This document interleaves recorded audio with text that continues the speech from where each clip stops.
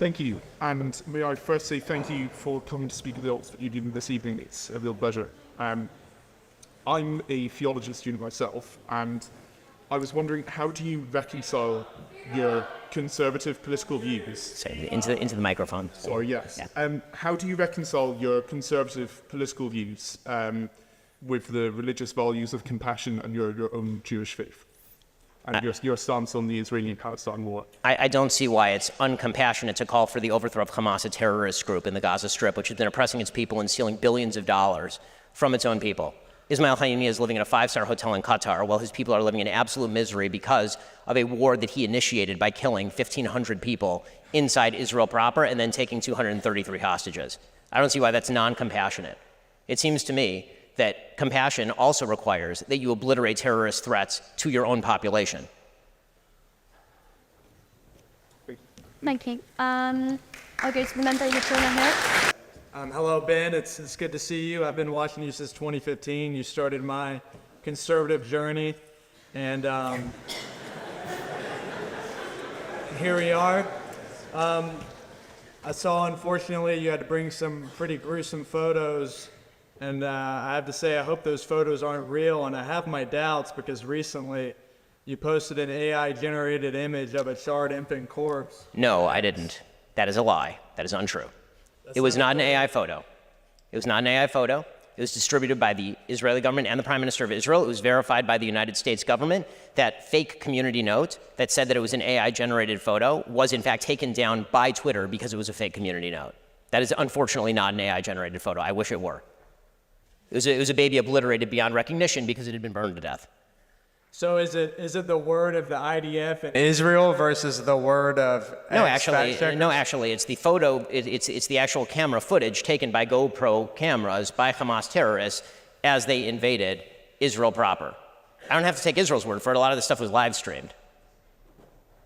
So, to what extent, as you're posting to social media, are you willing to make sure the information you're posting is accurate, to not exchange the truth for giving aid to Israel? I'm certainly doing my damn best. I mean, there's a lot of information flowing around. I'm doing my best. On that one for sure, 100%. It is a lie that is an AI-generated photo. That is not true in any way, shape, or form. And it shows how it does show how we live in a very dangerous era where anybody can, I mean, this is happening on a routine basis. You're seeing, for example, some of the pictures, they're horrible pictures coming out from Gaza, and a huge number of those are, of course, absolutely real. You're also seeing people who are repurposing pictures that are taken from Syria and then saying those are happening in Gaza. So, yeah, unfortunately, there is a lot of information that's floating around that is hard to kind of lock down and verify. That picture is 100% real, unfortunately. I sympathize with you because as AI gets more advanced, it becomes increasingly hard to discern information. So I know you bear a lot of I mean, this is going to be a serious problem as time goes on, seriously. Like, the flow of information is going to be more and more uncertain because of that. That I agree with on a general level. Awesome. Thank you for your time.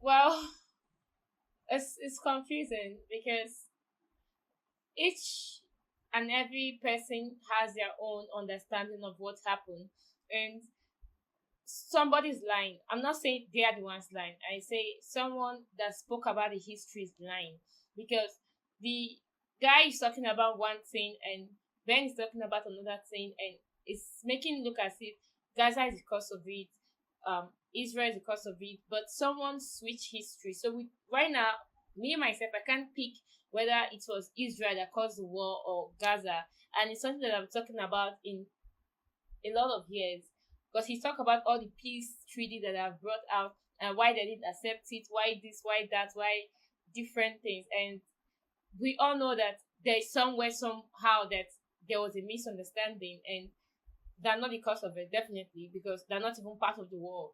But someone have turned around the history of what. But according to, I actually believe Ben anyways, because I trust him. So I believe that Israel, they're just reacting out of what Gaza have done to them. So let me know what you think. Let me understand this better from your own point of view. I'll see you in the next one. Bye.